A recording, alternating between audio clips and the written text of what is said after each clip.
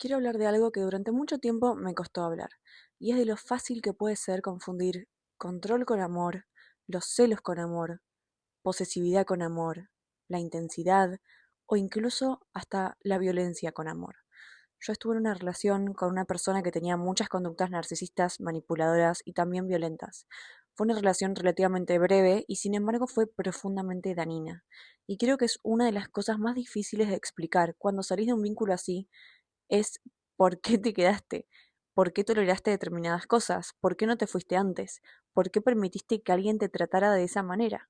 Y creo que hoy, después de haber pasado tiempo y de haber podido entender muchas cosas, tengo una respuesta. Porque no empieza así. Una persona no llega el primer día y te dice, hola, voy a intentar aislarte de las personas que querés, voy a hacerte dudar de tu percepción, de tu criterio, voy a controlar tus decisiones, voy a hacerte sentir culpable por cosas que no hiciste, voy a reaccionar de manera desproporcionada cuando algo no me guste y eventualmente vas a tener miedo de mí. Si alguien te dijera eso el primer día, probablemente saldrías corriendo. Pero no funciona así.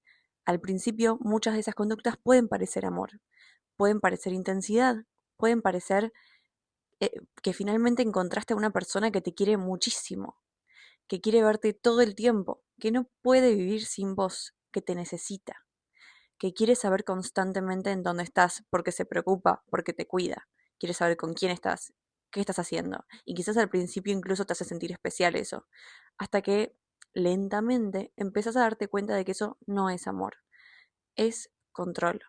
En mi caso, esta persona quería estar conmigo todo el tiempo y no le gustaba que hiciera otros planes con otras personas, no quería que me juntara con mis amigas. Y esto no necesariamente significaba que me dijera algo explícito como tenés prohibido ver amigos. Era algo mucho más difícil de identificar. Era que había consecuencias. Si yo hacía un plan con otra persona, después sabía que algo iba a pasar. Una pelea, un enojo, un reproche, un cambio de humor, hacerme sentir culpable cuando no había hecho nada malo y arruinarme el momento. Entonces lentamente empezás a aprender que hacer determinadas cosas tiene consecuencias y quizás nadie necesita prohibírtelas explícitamente, porque llega un momento en el que empezás a prohibírtelas vos misma, empezás a pensar, mejor no voy, mejor cancelo, mejor me quedo con él, mejor no hago esto porque sé cómo va a reaccionar, sé el problema que me viene después. Y creo que ahí hay algo muy peligroso, porque desde afuera quizás alguien ve a una persona tomando decisiones, pero desde adentro vos ya no te sentís completamente libre. Estás tomando decisiones en función del miedo a la reacción de otra persona. Y yo vivía con ese miedo. Creo que decir esto en voz alta es fuerte, pero yo realmente tenía miedo. Miedo de hacerlo enojar, miedo de decir algo equivocado, miedo de poner un límite, miedo de cómo podía reaccionar, miedo incluso de terminar la relación por miedo a las consecuencias. Y creo que cuando tenés miedo de terminar con una persona por cómo esa persona puede reaccionar, hay algo que está profundamente mal. Pero en ese momento yo no podía verlo con tanta claridad y sí la veo hoy esa claridad. Porque otra de las cosas que sucedía constantemente era que esta persona me hacía dudar de mi propio criterio. Si algo me molestaba, yo exageraba. Si algo me lastimaba, yo era demasiado sensible. Si yo ponía un límite, estaba generando un problema y era conflictiva o era peleadora. Si reaccionaba frente a algo que él había hecho, de alguna manera la conversación terminaba girando alrededor de mi reacción y no de lo que él había hecho. Y yo terminaba preguntándome, ¿estaré exagerando? Quizás realmente soy demasiado sensible. Quizás entendí mal. Quizás la culpa es mía. Y creo que una de las cosas más destructivas que puede hacerte una persona no es solamente lastimarte, es conseguir que dejes de confiar en vos misma cuando te están lastimando. Porque si yo confío en mi percepción y vos me tratás mal, puedo pensar, esto está mal, tengo que alejarme. Pero si conseguís que dude constantemente de mí, de mi percepción, entonces puedo quedarme muchísimo tiempo más. Y eso hace que mi autoestima se vuelva chiquita, chiquita, chiquita porque ya no sé qué es real, ya no sé si estoy exagerando, no sé si tengo razón, no sé si tengo derecho a estar enojada, no sé si mis límites son razonables, no sé si el problema sos vos o si soy yo al final. Y entonces empezás a necesitar que la misma persona que te está lastimando te explique si realmente te está lastimando. Y obviamente esa persona nunca va a darte la respuesta que necesitas. Creo que otra de las cosas más peligrosas de estas relaciones es cómo determinadas conductas se disfrazan de amor. Soy celoso porque te amo. Me pongo así porque me importás demasiado. Quiero estar todo el tiempo con vos porque nunca sentí esto por nadie en toda mi vida. No quiero que veas a determinada persona porque me preocupo por vos, porque te cuido. Me pongo como loco porque tengo miedo de perderte. Y durante mucho tiempo yo confundí intensidad con profundidad. Pensaba que una persona sintiera emociones tan extremas significaba que me quería muchísimo. Y hoy pienso completamente diferente. Para mí el amor no debería darte miedo, no debería hacerte sentir que tenés que medir constantemente tus palabras, no debería obligarte a hacerte chiquita, no debería alejarte de las personas que querés y que te hacen bien y que te nutren el alma y el corazón, no debería castigarte por tener una vida propia, no debería hacerte sentir culpable por querer pasar tiempo sin tu pareja y tener planes propios y proyectos propios, no debería hacerte responsable de regular constantemente las emociones de otra persona. Esto es algo que en lo que pienso mucho actualmente, porque cuando recuerdo a esa persona, una parte de mí siente lástima. Y quizás suene extraño, pero siento lástima porque pienso cuánto dolor debe haber dentro de una persona para tratar de esa manera a alguien que supuestamente quiere. ¿Qué cosas habrá vivido? ¿Qué heridas tendrá? ¿Qué vacío sentirá? ¿Qué sufrimiento? Y puedo sentir empatía por eso. Puedo entender que quizás era una persona profundamente lastimada, que necesitaba amor y no sabía cómo transmitirlo, cómo expresarlo, cómo vincularse. Pero hay algo que tengo clarísimo hoy. Entender el dolor de una persona no significa justificar el daño que esa persona te hace o te hizo. Podés entender por qué alguien es como es y aún así alejarte.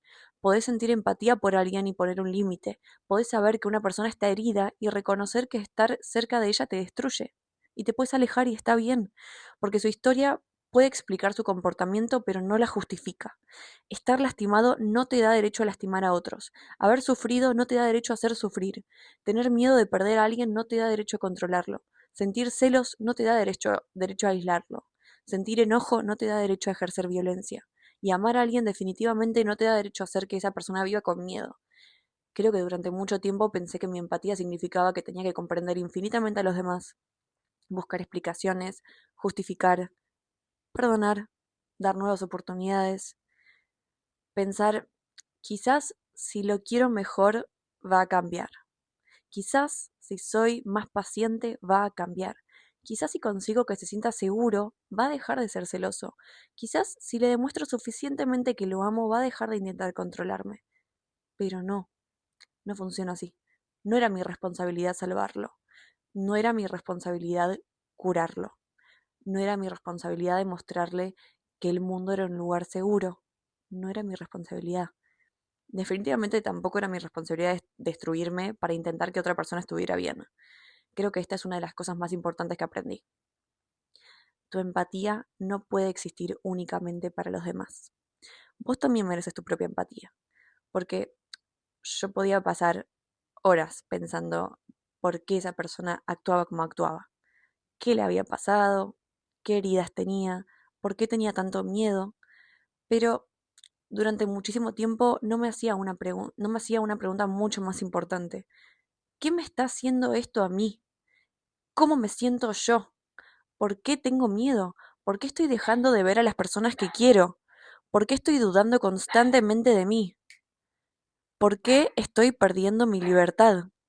¿Por qué estoy intentando salvar a alguien que me está lastimando? Y creo que hoy, si pudiera hablar con la persona que yo era en ese momento, no le preguntaría por qué no se fue antes. No le diría cómo pudiste tolerar todo esto. Le diría, entiendo por qué te confundiste.